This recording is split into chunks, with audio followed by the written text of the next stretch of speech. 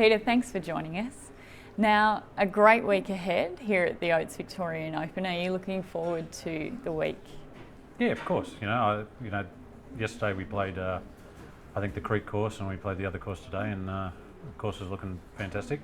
It's the first time I've actually ventured out this way before, so normally we're heading down towards Huntingdale and the Sandbelt down there, so I didn't know what to expect, but it looks fantastic.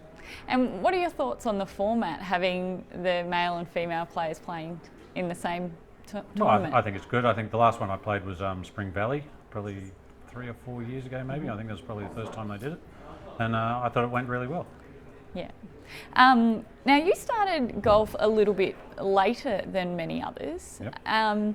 And how did you find those early years? Obviously, turning professional in the late 80s and then onto the European Tour early 90s. Yeah, I did it a little differently to most. I think, I suppose most get their pedigree from playing amateur golf through their career as kids, and they just progressively moved on. But I didn't play any amateur golf. I think I played one pennant match somewhere along the line. But outside of that, I really didn't play much golf till I was about 16. Came home and said, I'm going to be a golf pro.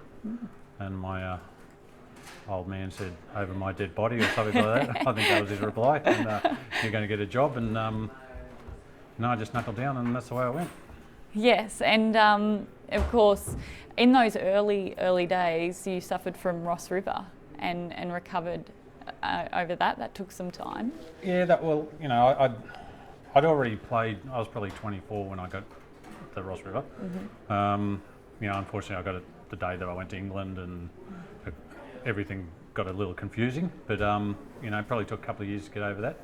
Ended up at a club job. Thought that was pretty much it, and then it was, whether it was good luck or management or whatever, it all seemed to work its way out in the end. And I was lucky enough to get back out on tour, and I thought Europe was as far as I was going to go, and then I actually went to the States just on a bet, pretty much, and got through that. And then I thought, oh well, I better go play a couple, and then next thing I was there for 7 or 8 years, 8, 9 years. So it was. It was a funny ride. It wasn't exactly the way I thought it was going to be when I was 20 odd, but it was good fun. And of course, you were the first club pro to win the Order of Merit and the first club pro to win the Masters. Quite an achievement. Yeah, it was a bit of a shock. I was playing all right at the time, and I was lucky. I had a very good club that let me play and practice a little bit, and it was. In all honesty, I was going to stay at the job unless I won a tournament, and I think I finished second probably 4 or 5 times, and that was the second last tournament of the year. So if I didn't win that, I'd still be a club pro probably. Well, I probably would have been fired by now, but I'd still be doing something like that. So it was just everything sort of fell into place. There was no explanation for it. I just I love playing. I think every golf pro that whether they're working in a shop or working in a golf in the golf industry somewhere, they all initially started wanting to play on tour. So, it worked out good. I was a lucky boy. And, of course, 2005 would be referred to as your breakthrough year? Yeah, well, won in the States in 05. It'd been probably not a long time ago. I was probably, I'd played pretty well over a period of time, and but without, really pushing for a win. I'd won in Australia a few times, and that was... I felt comfortable there, and America, obviously is probably another step. The winning score maybe isn't that much better, but the depth is, and the importance of a drop shot. You drop a shot in America, you drop 15 spots all of a sudden, stuff like that. Yeah. So maybe there's a little more pressure there. But Hilton Head was wonderful. It was good to get across the line there. I think I got a little lucky in the end, but I think Darren Clark handed me that one. But it was. It was a great year, and I thought I'd probably kick on a bit better, but wasn't to be.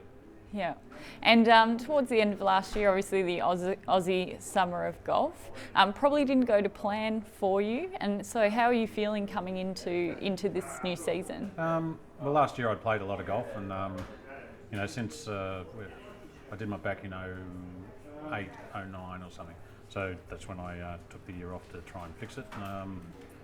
I haven't really played that great since, but keep trying, keep throwing punches, and the last tournament I played pretty good, and I would have loved to have kept going through the Christmas period, but there wasn't anything. So, had a bit of time off.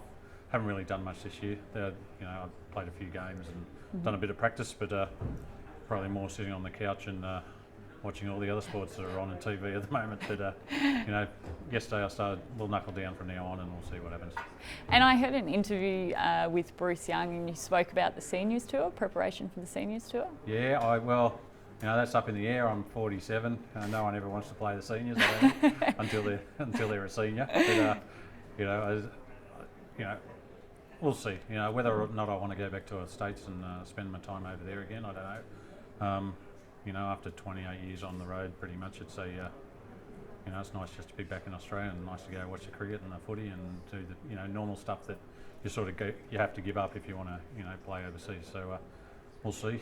Another couple of years, I might say no, I'm not going anywhere. But at the moment, we'll play a little bit. We'll play as many as I can, do a bit of practice, try and stay out of trouble, and if I get the chance, maybe I'll go. Mm-hmm.